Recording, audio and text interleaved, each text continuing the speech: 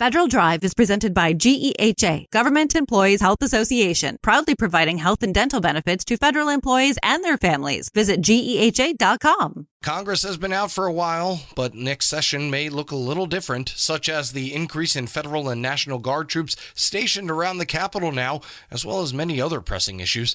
Deputy News Director for Bloomberg Government Lauren Duggan joined me earlier to break down what things on the Hill will look like the next couple of weeks. Let's start with the takeover of D.C. police.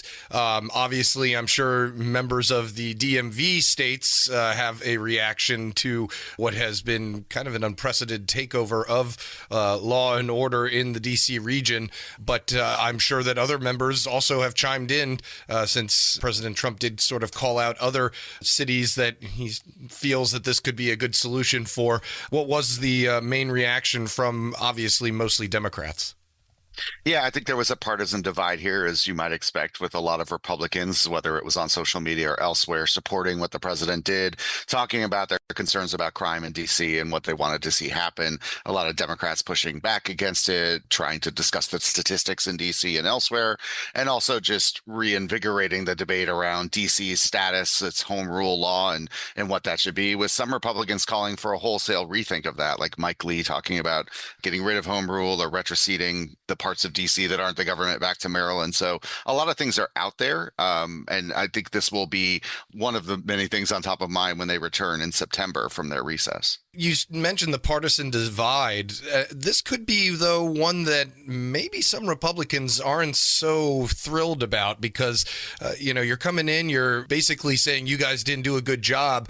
It's time for us to take over. I mean, a federal intervention like this is not necessarily something that Republicans have supported in the past, obviously, when their person isn't in charge. But am I wrong for thinking that maybe? I think it's a fair thing. Like if this were in a different city, maybe DC has a unique place. I mean, the Constitution does give the federal government a lot of oversight into DC, and DC only has the mayor and council system it does right now because of the laws that Congress passed. And, some people, like I said, were discussing maybe changing that relationship. But I think if this were about Kansas City or Sacramento or other places, there might be a different discussion. Of course, the National Guard were deployed by President Trump in LA after some of the protests around the ICE roundups that were there. So there are now a couple of instances to talk about when it comes to using the National Guard, but that's different than the kind of police department takeover and installing, a temporary commissioner as Pam Bondi, the Attorney General, did last week. So I think this is of a different kind. And if it were a different place, a different city in a different state, maybe the discussion would be a little bit different. Also, speaking of unprecedented, we have a bit of a showdown going on regarding redistricting, Texas v. California, basically, and saying, you take away seats, we'll add seats, so and so.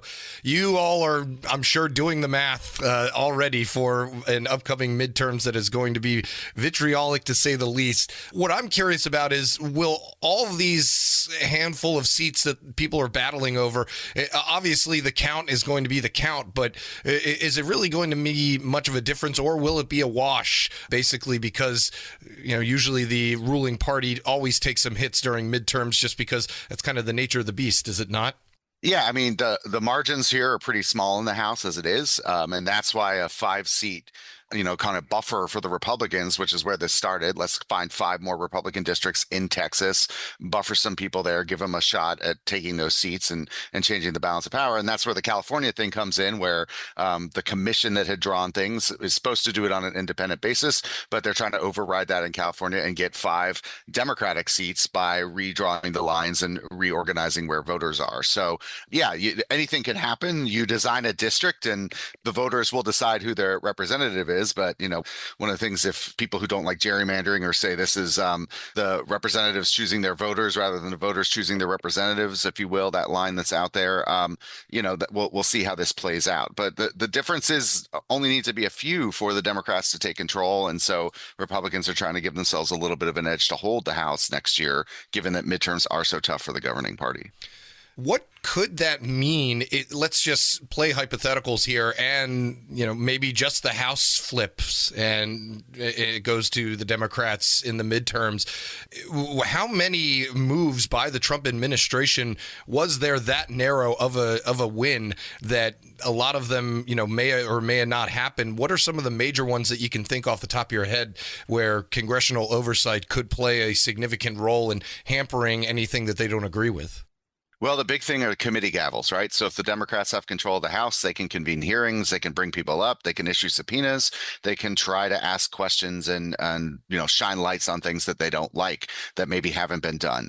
So that would be the big thing. It would be a lot harder for the Trump administration to get its agenda through because Democrats would also be writing the funding bills and would have an even greater role in that process. Even without the Senate, let's say just the House flipped Democratic, the Senate is much tougher, though Democrats are feeling good about some of their recruits there about maybe having an outside chance there as well. There could even be the specter of another impeachment because, all it takes in the House is a simple majority to impeach a president. Whether there would be a trial or not, we'd have to see. But all those things would be hanging over that. It would be much better for the Trump administration in their minds to keep their Republican majorities, give them a shot to get their agenda through, maybe do more reconciliation like they used to get their tax law through just earlier this summer and, really keep their agenda going. So for them, maintaining control of Congress is going to be top of mind as next year approaches. And speaking of tax law, former Congressman Billy Long, who was tapped as the head of the IRS, being removed and might be sent off to Iceland or wherever they feel he might be a good representative of the U.S. What do you know about, there hasn't really been a clear answer to why they removed him other than, quote, creative differences, so to speak. What is it that you all know so far? Yeah, I mean, that's sort of it. There hasn't been a lot said publicly. There have been some discussions about whether it was a disagreement over what sort of information the rest of the administration could have access to, and that might play into who the next election will be there. But certainly that was a short tenure in that job. It was a hard confirmation. He got there, and then only a couple of months with maybe this next job lined up.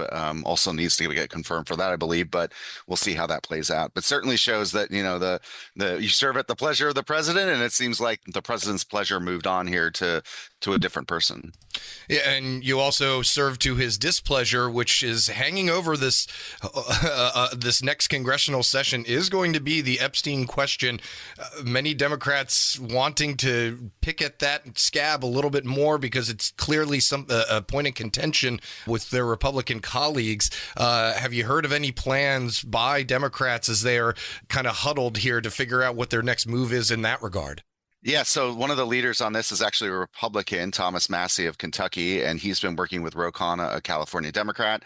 They are going full speed ahead when they come back. They were the ones that were trying to force votes before the recess. They're going to try and force votes after the recess. They're even going to bring some of the people who were involved in the Epstein matter, some of the victims, to Capitol Hill to talk. So there won't be a relent from this when they come back.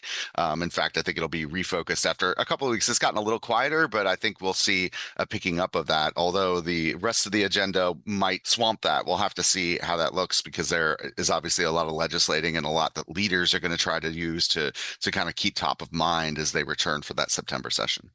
Yeah, anything else on the legislating front that we should watch for in this next session of Congress? Hanging in the background is the debt ceiling that's always in there, and it may be a worrisome topic if things come down to the midnight hour again. What's the update on that front and other legislative moves? Yeah, the big thing, September 30th, obviously government funding runs out. Tough road ahead to figure out what to do there. The risk of a shutdown is there. People are worried about it because it's not clear how you get something through. Democrats have a role in the Senate, so you can't just do this on a partisan basis the way you have elsewhere. NDAA, which sets policy for the Pentagon and other important programs, that's likely to come up in the Senate.